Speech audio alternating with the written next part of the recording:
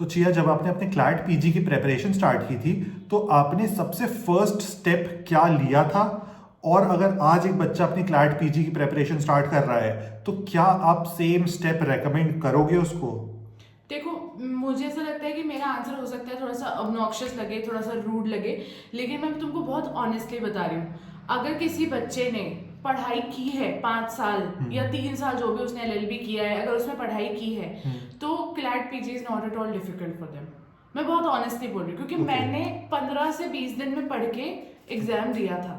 ठीक और है। अगर आपने लॉ स्कूल में पढ़ा है तो आप अच्छा कर सकते हो। The only thing that you need to do today, अगर आप आज स्टार्ट कर रहे हो, सिर्फ इतना कर लो, सिलेबस पता कर लो। ठीक है। सिलेबस तुम्हारा जानना बहुत जरूरी है, और सिलेबस ही सबसे डिफरेंशिएटिंग फैक्टर है क्योंकि वो बहुत ज्यादा चेंज होता है।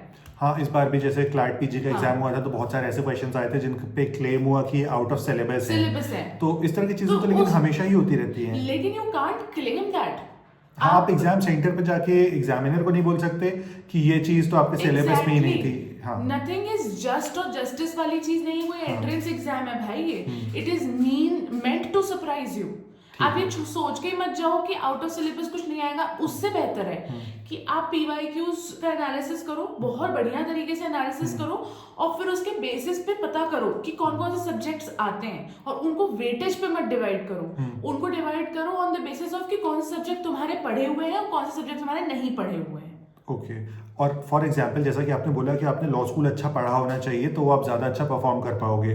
तो फॉर एग्जाम्पल हम लोग एक सिचुएशन इमेजिन करते हैं जहाँ पे एक स्टूडेंट है एक्स, और एक्स जो है फाइनल ईयर में 5th ईयर में क्लैट पीजी 2026 अपीयर करने वाला है। हाँ। इस सिचुएशन में इस स्टूडेंट एक्स ने बहुत अच्छी प्रेपरेशन नहीं की है, इसकी एवरेज लेवल की प्रेपरेशन है, इसने लॉ स्कूल में बहुत ज़्यादा ध्यान नहीं दिया है। तो उस सिचुएशन में एक्स स्टूडेंट को क्या करना चाहिए?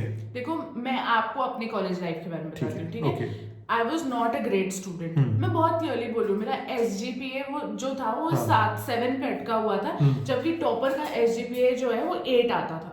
7 बहुत सारे बच्चों का आ जाता था क्लास में, ऐसा कोई बहुत बड़ा सीट Average SGPA था। बहुत एवरेज था। ठीक है। ठीक है, तो मैं भी कोई बहुत अच्छी नहीं थी पढ़ाई में। हाँ। इट्स जस्ट दैट आपको पढ़ना जरूरी है, क्योंकि इट्स नॉट ऑलवेज अबाउट आपके क्या मार्क्स आ रहे हैं कॉलेज में। क्योंकि कई कॉलेजेस, आप भी यश, आप NLU से हो, आपने अपना ग्रेजुएशन भी NLU से किया, आप ये चीज पे मुझे 100% बैक कर सकते हो कि एवरीथिंग इज अबाउट रट्टा।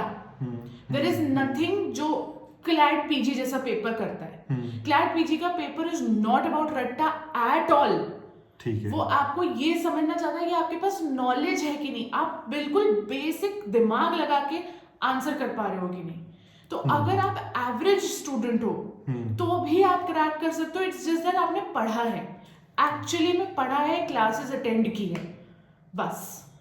अच्छा, एक और क्वेश्चन है जो मोस्टली स्टूडेंट्स पूछते हैं और मतलब चैनल पे बहुत बार कमेंट आता है कि हम लोग प्रेपरेशन स्टार्ट कर चुके हैं, अब हमें जो पॉपुलर केसेस हैं, लैंडमार्क केसेस हैं, प्लस रीसेंट जजमेंट्स हैं, वो हम कहाँ से पढ़ें और कितने वक्त का पढ़ें? क्योंकि बहुत सारे बच्चों को कन्फ्यूजन होती है कि हमें कितने टाइम पीरियड को कवर करना है इन केसेस, एंड सेकेंड कैसे पढ़ना है। देखो यार, जब मैंने स्टार्ट किया था और जब मैंने किया था तो बहुत ही एक प्रॉब्लमैटिक स्थिति में थी मैं, क्योंकि मेरे पास कुछ भी नहीं था। ना मेरे पास मॉक्स थे, ना मेरे पास केसेस थे, मेरे पास कुछ भी नहीं था। मैं लैंडमार्क केसेस के बेसिस पे ही पढ़ के जाने वाली थी। मैंने सोच लिया था बस खत्म है। फिर मेरी एक फ्रेंड है, उसका नाम है सिमरत, उसने मुझे बताया कि यार रीसेंट केसेस बहुत जरूरी होते हैं क्लैट के लिए। तब मैंने सोचा कि यार अब ढूंढना पड़ेगा। मैं गई टेलीग्राम पे और मैंने ढूंढना चालू किया। मैंने देखा भाई रीसेंट केस लॉस की एक लिस्ट मिल जाए, कुछ भी मिल जाए थोड़ा बहुत, तो मैं रिसर्च करके खुद से पढ़ लूंगी, लेकिन नहीं मिल रहा था। एट द एंड मुझे जूरिस एज का टेलीग्राम चैनल मिला।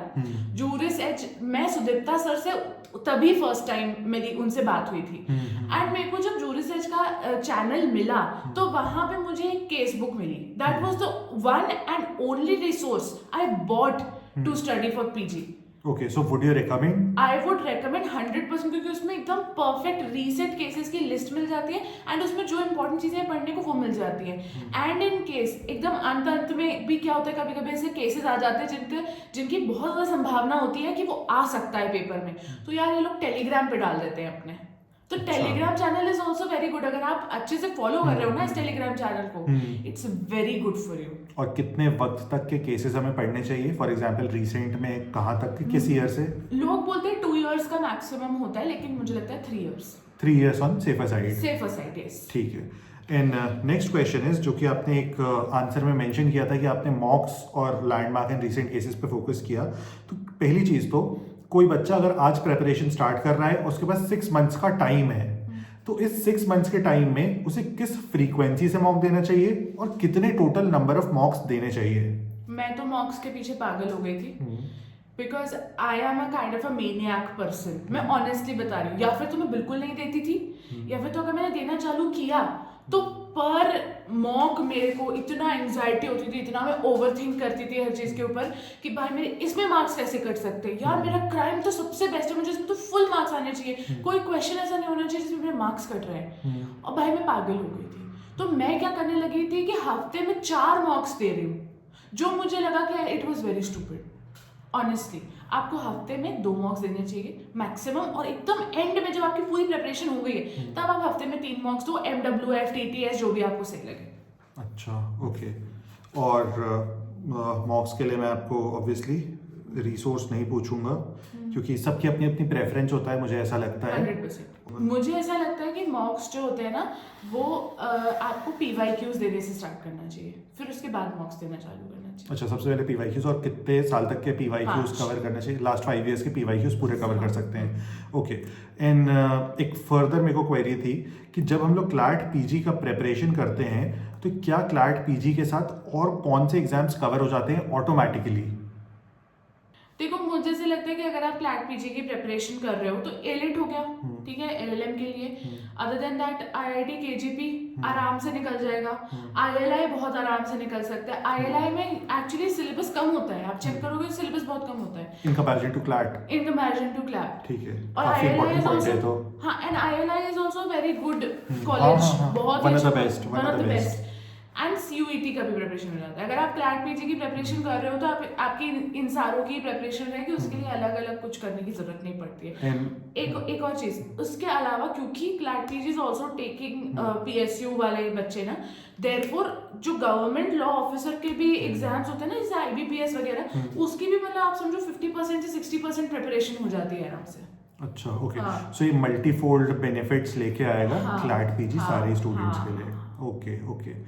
चलो फिर हम लोग मिलते हैं नेक्स्ट एपिसोड में।